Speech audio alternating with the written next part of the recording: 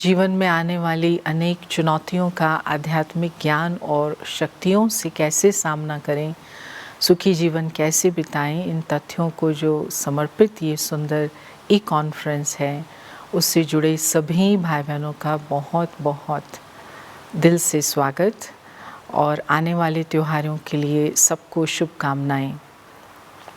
मन तो यही करता है कि हमेशा ज़िंदगी त्योहार बनी रहे, ना सिर्फ हम, हमारे सब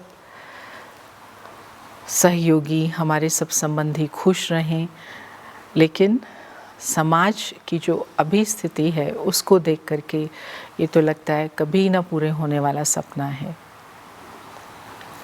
पर आध्यात्मिक ज्ञान में एक ऐसी शक्ति है जो सचमुच वो कुंजी हमारे हाथ में देता है कि नहीं, हे मानव, तुम चाहो तो अपने समाज को हमेशा के लिए सुख शांति संपन्न बना सकते हो।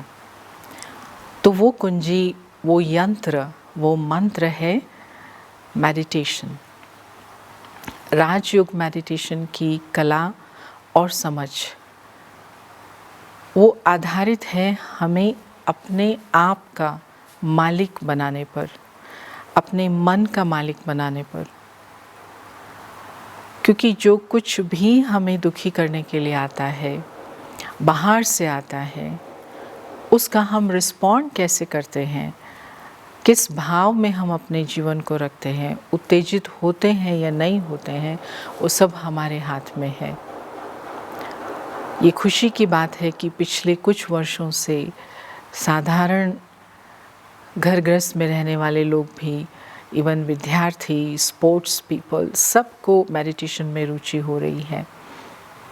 तो ये एक इशारा करता है इस तरफ कि हर कोई समझ रहा है कि मन का और समस्या का क्या कनेक्शन है।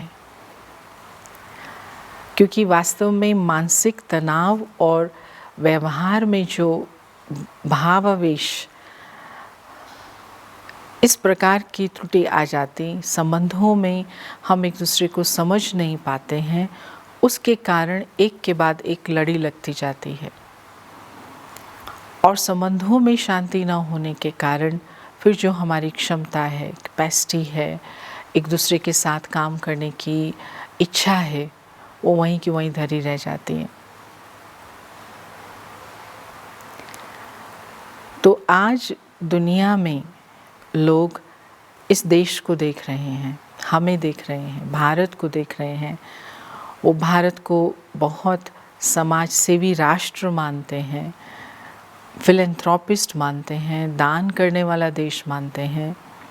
तो इतना कुछ होते हुए भी यहाँ फिर भी दुख है, फिर भी रोग हैं, अशांति है, गरीबी है।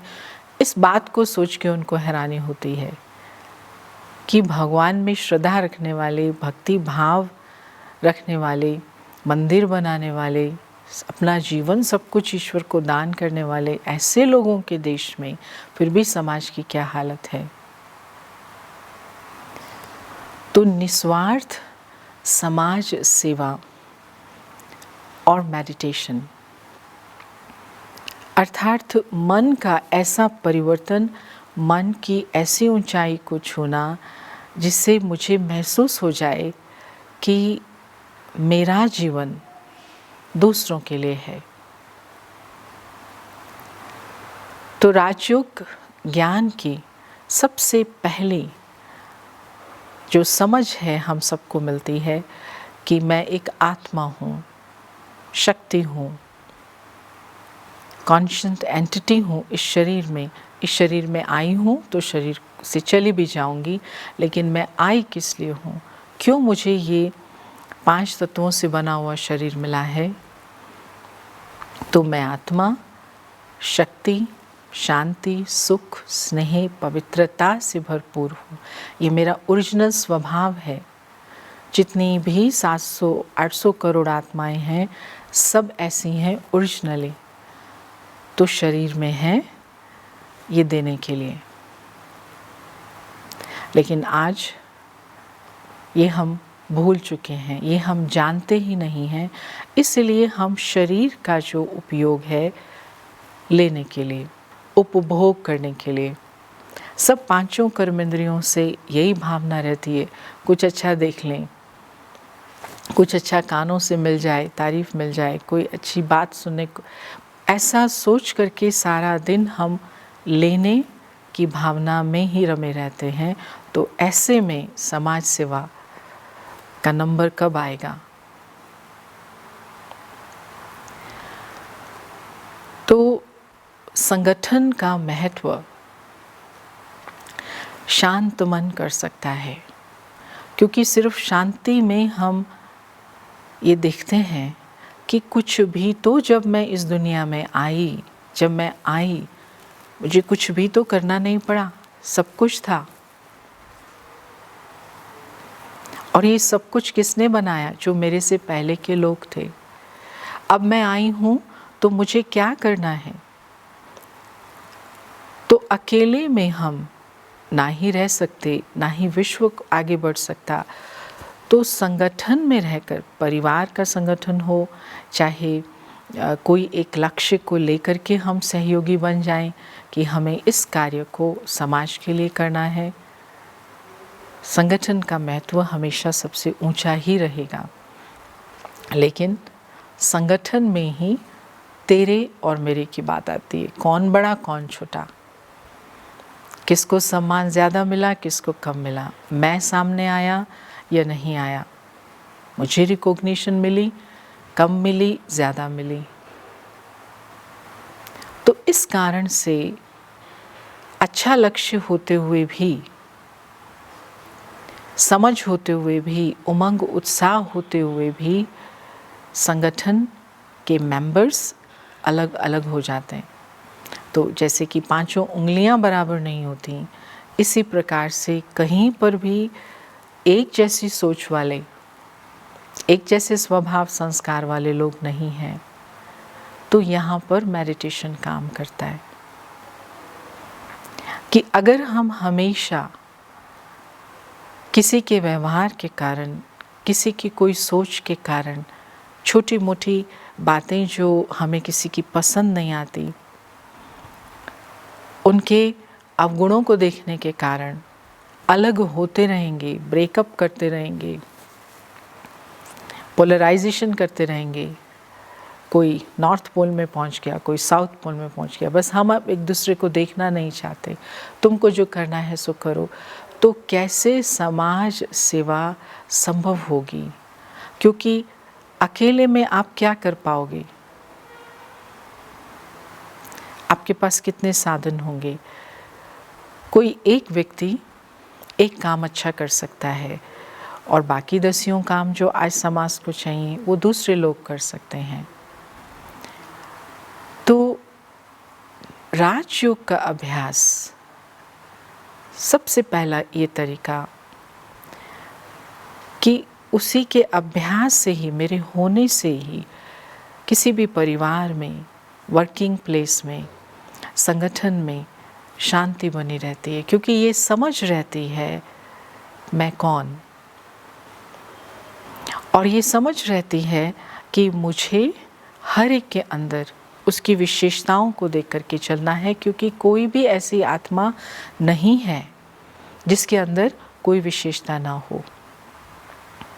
लेकिन जब नज़र अवगुणों पे जाती है तो वो 99 विशेषता होते हुए भी वो दिखाई नहीं देती, वो एक अवगुण सामने रह जाता है। तो शांत व्यक्तित्व,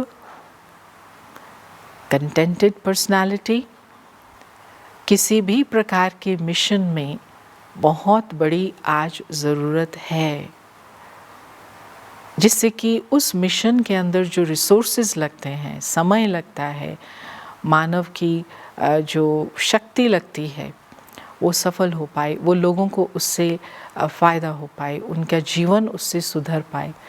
मैं अपने बचपन से ही ये विश्वास करती थी कि जो कोई भी लोग मेरे आसपास हैं, किसी को कोई हरासमेंट नहीं करे, दुखी नहीं करे, टॉर्चर नहीं करे, किसी का अपमान नहीं करे, सबको बहुत प्यार मिलना चाहिए। बचपन से अंदर ये ऐसी वॉइस रहती थी कि सबको मुस्कुराता हुआ देखें, लेकिन होता तो बिल्कुल अपोजिट था।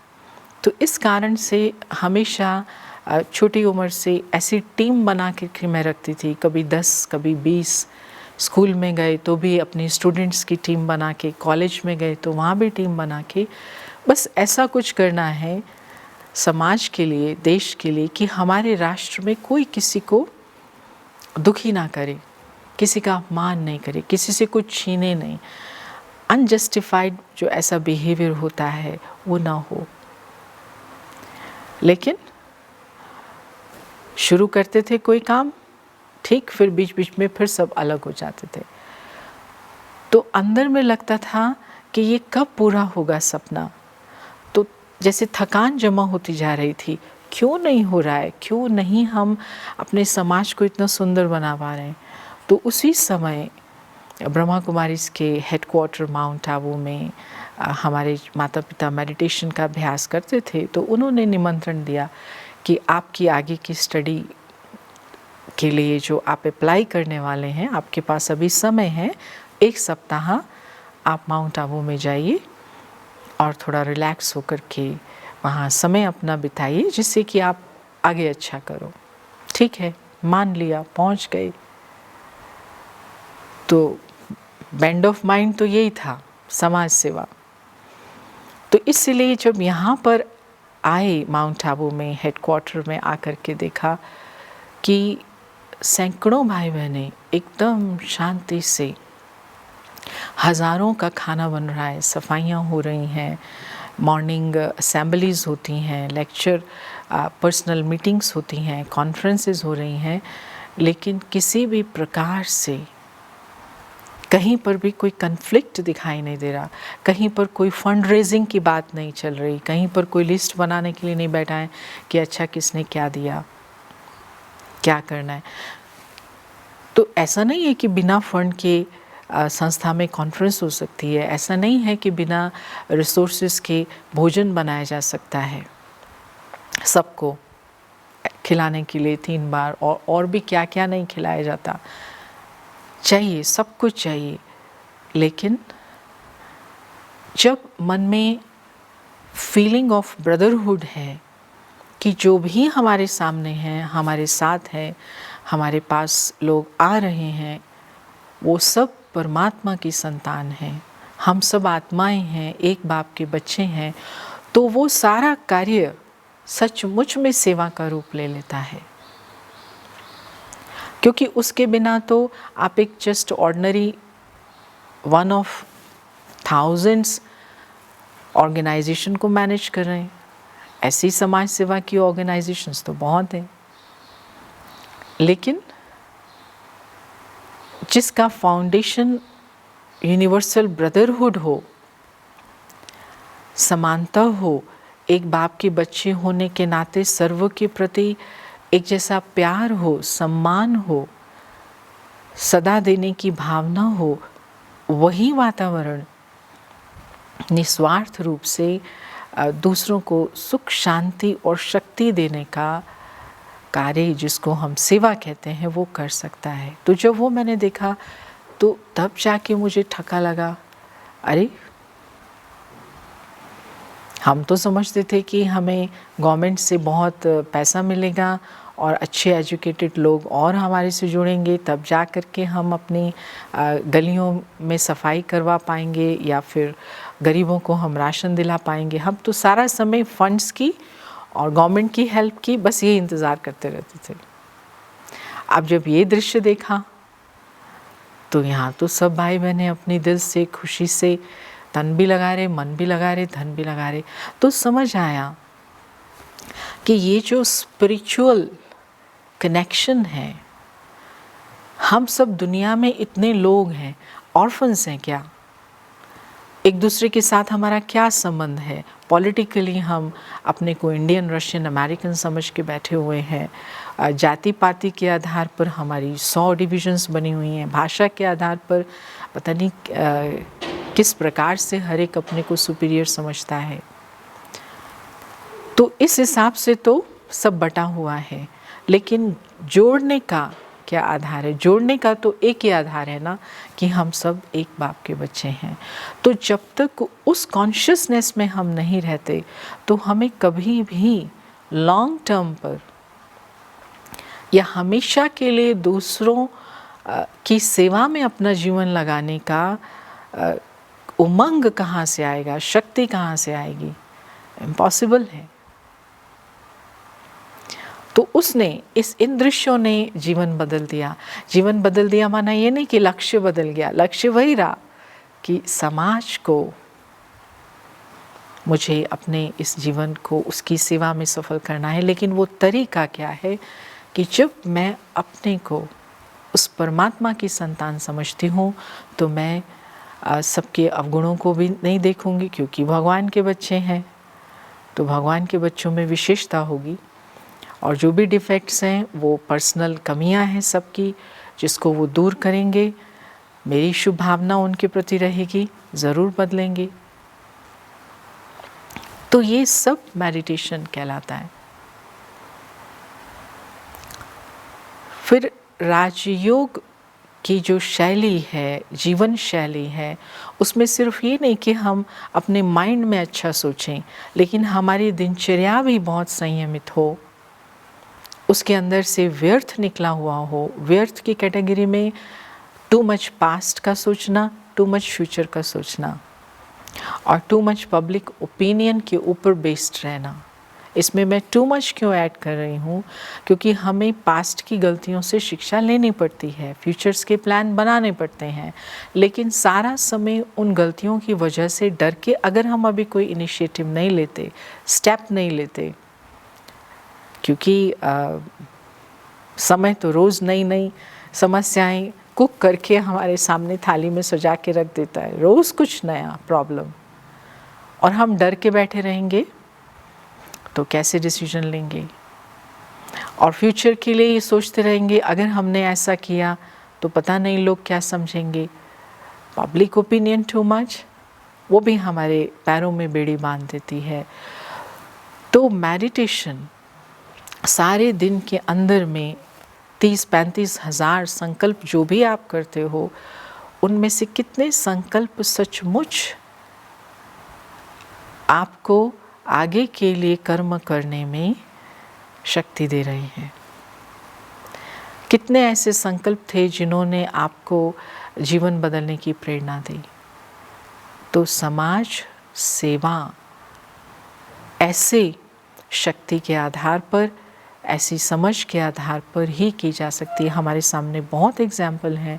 मैंने अपने 40 इयर्स की जो रियल मेडिटेशन प्रैक्टिस होती है उसको करते हुए ऐसे हज़ारों भाई बहनों को देखा है जो एक एक ने ऐसा काम अपने कंधे पर लिया हुआ है जो आप इमेजिन ही नहीं कर सकते बिना ईश्वरीय संबंध से। तो मुझे याद आ रहा है कि 1984 में एक मेंबर हैं ब्रह्मा कुमारीज़ के, जिनको अपने बचपन, जो उनका बचपन बीता वो ऐसा था जिसको कहेंगे कि डाकू का बच्चा जैसा होता है। बहुत क्रोधित, उत्तेजित, खतरनाक सोच रखने वाले और हर बात में गुस्सा, किसी को भी मार देने वाले। क्यों? क्योंकि असंतुष्ट थे समाज से। ये था कि क्यों वंचित हैं लोग, गरीब क्यों हैं लोग, एक तरफ से इतने अमीर, ये जो डिस्पैरिटी है। तो उसने उस बच्चे के मन को नफरत से भर दिया था। तो पूरा जीवन ऐसे जीने के बाद, मतलब यूथ तक उनका, जब उनके एक रिलेटिव्स थे तो उन्होंने देख के कहा कि ये तो कब तक करता रहेगा। उसको परिचय कराया ब्रह्मा कुमारी मेडिटेशन की जो विधि है, और जैसे ही उन्होंने 6-7 दिन बैठ करके, क्योंकि ऐसे व्यक्ति के लिए बैठना भी बड़ा मुश्किल है, लेकिन अपने बड़े से सुन करके बात निर्माणता से उन्होंने जब सुना, उस 7 दिन के अंदर ये जो समझ मिली, मैं कौन हूँ, मैं किसका हूँ, इस दुनिया में कर्मों की गति क्या है और भविष्य विश्व का क्या होने वाला है, उसमें हम क्या योगदान कर सकते हैं, तो एकदम वो बदल गया। उसको लगा कि अगर विश्व कभी गोल्डन एज था, सतयुग था, और फिर से वो समय आया है, तो मुझे उसमें कंट्रीब्यूट करना है, भगवान को मदद करनी है। वो बुद्धि में बैठ गया कि विश्व परिवर्तन का जो कार्य है वो मेरा नहीं है। ये जो मैं समझ रहा हूँ समाज बदल जाए, मैं नहीं कर सकता, वो भगवान कर सकता है, मैं उसकी मदद तो करूँ। बस वो समय था, और उसके बाद वो हेडक्वार्टर्स में कनेक्टेड हुआ, और दिन रात जो काम है मुझे बोलो, मैं करूँगा, बस स्वर्ग बन जाए, स्वर्ग आ जाना चाहिए। तो कितने लोगों से को प्रेरणा मिली उससे। फिर 2003 में जब वो इतना करते करते करते सब हेडक्वार्टर्स में सीनियर्स के संपर्क में आया, तो सबको देख के लगा कि हाँ, ये अपना जीवन जो है पूरा समर्पित करना चाहता है। तो 2003 में कम्प्लीटली यहाँ शिफ्ट होकर के, तो जब उसने सेवाएं की, कैसी सोच वाला व्यक्ति और उसका कैसे परिवर्तन हुआ इस अनुभव से कि मैं किसकी संतान हूँ, और परमात्मा हम बच्चों को कैसा अभी देखना चाहता है और विश्व को कैसा बनाना चाहता है, वो सब पॉलिसी से ऊपर बात है। ये जो हम 200 250 देश बट करके सब अपना अपना काम कर रहे हैं, वो अपनी जगह है, लेकिन इससे विश्व फिर भी विनाश के कगार पर जा रहा है। तो अब तो मेरा जो बाप कहेगा, निराकार परमात्मा शिव जो मुझे कहेगा, कल्याणकारी पिता जो कहेगा, मैं वो करूँगा।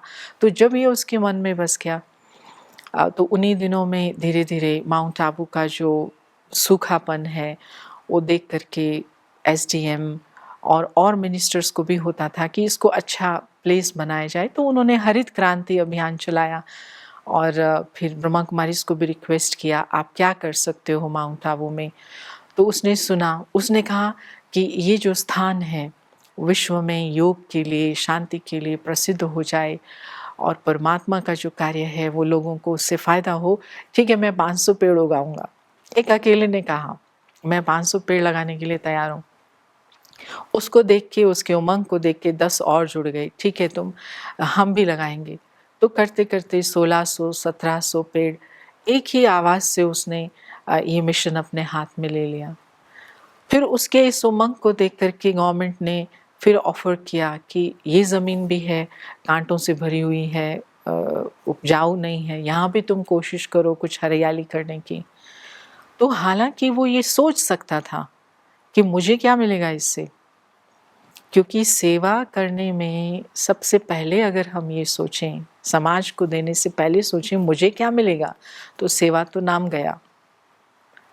तो मेडिटेशन ने, मॉर्निंग मेडिटेशन ने उसको इतनी शक्ति दी कि वो हर बात में ये देख पाया कि ये परमात्मा का कार्य है, ये मैं भगवान की आवाज़ से कर रहा हूँ। तो धीरे धीरे फिर उसके ऊपर में विश्वास बैठा। जो सब सीनियर्स हैं गवर्नमेंट के, उन्होंने उसके काम को देखा। फिर पोलो ग्राउंड की ऑफ़र आई जो इतने सालों से मिट्टी से, गंदगी से भरा हुआ था। फिर नाका पे टोल टैक्स जहाँ है उस एरिया को सुंदर बनाने की बात आई। तो आज माउंट आबू में कोई आके देखे इस सब स्थान को, एक व्यक्ति के इस भाव ने कि कुछ भी हो जाए, मुझे भगवान ने कहा है कि स्वर्ग बनाना है, तो उसमें छोटी छोटी छोटी छोटी समाज सेवा सब आ जाती है। तो मैं समझती हूँ कि हम सबको, ये जो हम बिज़ी हैं दूसरों को देखने में, वो करता है या नहीं करता है, या मेरा नाम लिया जाता है नहीं लिया जाता है, तो ईश्वरीय समझ मिली हुई है, विजडम मिली है कि परचिंतन पतन की जड़ है, स्वचिंतन उन्नति की सीढ़ी है। तो उसको पकड़ करके हम चलेंगे, ये माइंडसेट बना करके चलेंगे, तो अथक हो करके आखिर करके हम इस देश में, विश्व में फिर से वो स्वर्ग ला पाएंगे। ओम शांति।